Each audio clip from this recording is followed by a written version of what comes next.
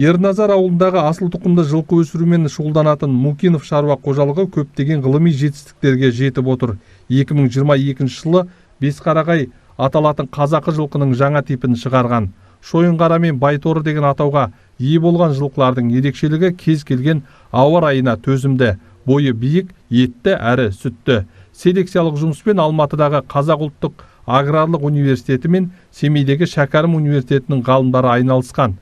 Жылқымен қатар ірі қара және қой шаруашылығын қоса дамытып келе жатқан шаруашылықтың ғылыми жетістіктерін жоғары бағалаған облыс әкімі осы бағыттағы жұмыстарды жалғастырудың маңызын атап өтті. Лошади у нас они, Жылқыларымыз Қазақстан бойынша сұранысқа ие, соның ішінде оңтүстік өңірлер, Алматы, Шығыс Қазақстан, Қарағанды, Ұлытау, Павлодар және өзіміздің облысымыздың шаруалары бізден жылқы сатып алды. Біз ет бағытында да жұмыс жасаймыз.